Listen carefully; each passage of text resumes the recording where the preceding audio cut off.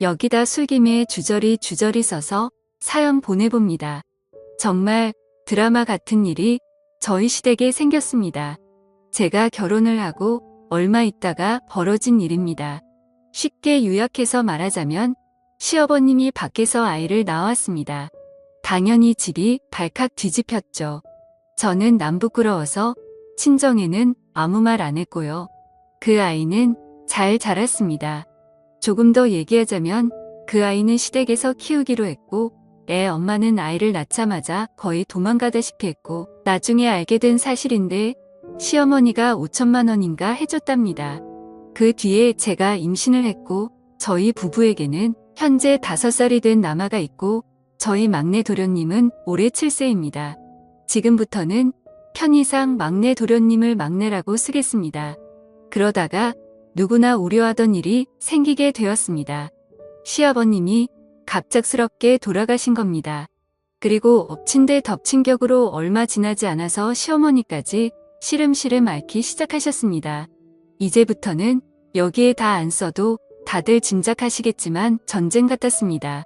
결국 어쩔 수 없이 7세 막내를 저희 부부가 키우기로 했습니다. 그 결정의 과정을 모두 여기에 쓸 수는 없지만 저 역시 많이 울고 기도하는 고난의 날들이 있었습니다. 시댁 남매들 중 저희 부부가 가장 가정 형편이 좋습니다. 제가 친정에서 물려받은 재산이 조금 있어 저희는 다른 가족에 비해 부유한 편이라서 저희가 맡기로 한 겁니다. 물론 저희 친정 부모님도 난리가 아니었죠. 그런 힘들었던 과정은 여기에 다 쓰지 않겠습니다. 저희 집에는 아들 태어나서부터 지금까지 매주 베이비시터 이모와 같이 살고 있습니다. 이모님께 돈을 좀 더 주고 막내 도련님도 같이 봐주고 있었죠. 이모는 오후 일하시고 주말은 쉬시고 저와 제 남편이 아이들을 돌봅니다. 그리고 2주에 한 번 정도 주말에 친정 부모님이 저희 집에 오셔서 아들을 돌봐주시기도 하고요. 처음에는 친정 부모님도 정색을 하시더니 지금은 막내 도련님도 손주처럼 잘 대해주십니다. 사실 이 드라마 같은 일 때문에 남편과 몇 번 말다툼이 있었습니다. 제가 아이를 낳고 얼마 있다가 시어머니께 막내가 썼던 물건들을 잔뜩 얻어왔습니다. 같은 남자아이고 그래서 별 생각 없이 받아왔고 애야 워낙 빨리 자라니까 그냥 막내 것 말고도 다른 친구들 것도 좀 얻어왔습니다. 그랬더니 세상에 남편이 시어머니께 얻어온 막내 옷이니 뭐니 당장 내다 버리라고 소리를 지르고 버럭대서 한번 크게 다뤘네요. 그리고 작년 하반기부터 막내 도련님과 저희 가족이 같이 살게 되었습니다.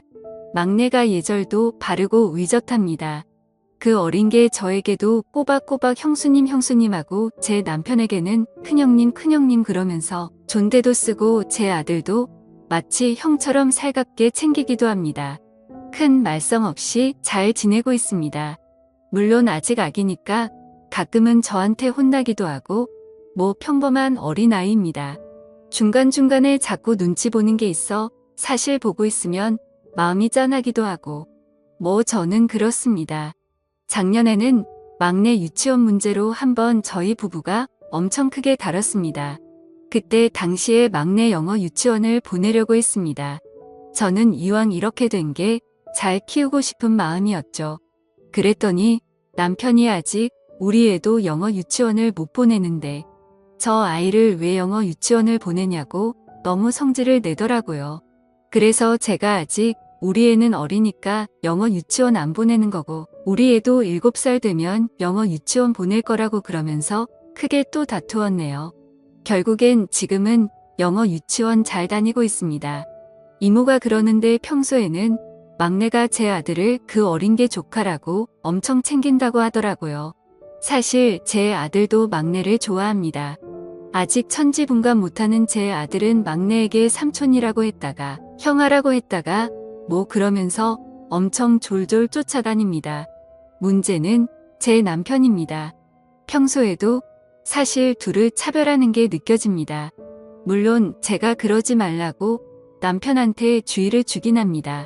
그러다가 오늘 또 크게 싸웠네요. 오늘 남편이 무슨 모임을 갔는데 얼큰하게 취해서 집에 들어왔습니다. 아들이 먼저 쪼르륵 나와서 아빠 그러면서 안기더라고요. 저도 나왔고요.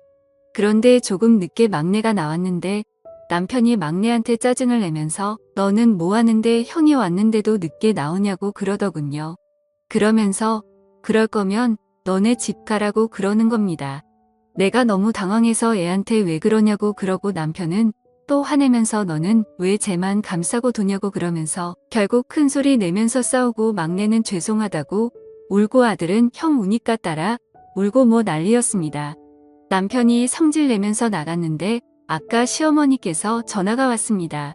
집에서 나가서는 시어머니 병원으로 가서 자는가 보더라고요. 사실 오늘이 남편의 첫 사적 외박이네요. 저도 흥분한 애들 겨우 달래고 서재에서 그냥 조용히 술 한잔하고 있는데 눈물이 왈칵 나더군요.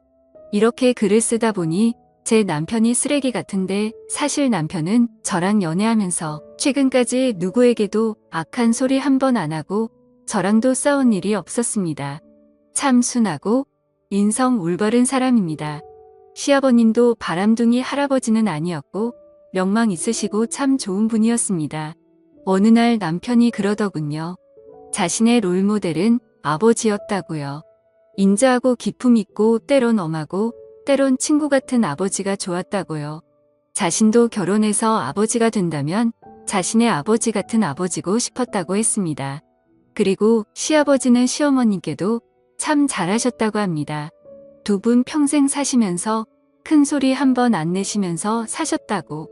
근데 밖에서 아기를 데리고 온 순간 그 평생 봐왔던 그 모든 것이 한꺼번에 무너진 겁니다. 작년 어버이날 유치원에서 막내가 그림카드를 3개를 만들어 왔습니다. 형수님께, 큰형님께, 어머니께 이렇게 만들어 왔는데 너무 기특하고 마음이 아파서 제가 다음날 열차를 타고 막내를 데리고 시어머니 병실로 데리고 갔네요. 근데 그 조그만한 게 자기 엄마 시어머님한테 그러더군요. 자긴 잘 지낸다고. 엄마 빨리 나와서 같이 살자고 그러면서 그 고사리 같은 손으로 자기 엄마 시어머니 손을 꼭 잡는데 제가 다 왈칵 눈물이 나더라고요. 누구 말대로 하늘로 머리 둔 짐승은 기르는 게 아니라고 하죠. 저도 불안합니다. 이렇게 저는 애틋한데 이 막내가 중학생이 돼서 사고치고 학폭이나 끌려다니면 어찌나. 아님 나중에라도 형수가 나한테 해준 게 뭐 있냐고 하면 어쩌나. 하지만 지금은 그 불안감으로는 어떻게 할 수 없습니다. 현실적으로 받아들이고 아이가 잘 클 수 있도록 기도하고 인내하는 수밖에요. 남편도 이성적으로는 알지만 가슴이 그렇지 않은 것 같습니다. 막내한테 잘하다가도 문득문득 저놈 때문에 우리 엄마가 고생한다고 생각하는 것 같아요. 마치 지금 남편은 중학생 사춘기 아들 보고 있는 기분입니다. 근데 쓰다 보니 웃기네요. 원래 이 글의 주인공은 제 남편이 아니라 제가 되어야 맞는 거 아닌가요? 제가 남편처럼 막 저렇게 방황하고 남편이 사연을 보내야 될 것 같은데 이건 거꾸로 되었네요.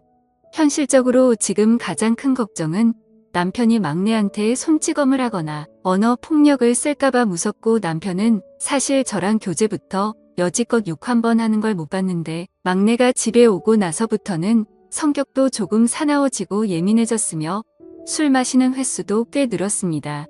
그리고 그냥 이렇게 보고 있으면 우울증 증세도 있는 것 같습니다. 현실적으로 제가 어떻게 해야 할까요? 가족들 다 같이 병원 가서 가족 상담을 받을까도 진지하게 고민하고 있습니다. 감사합니다.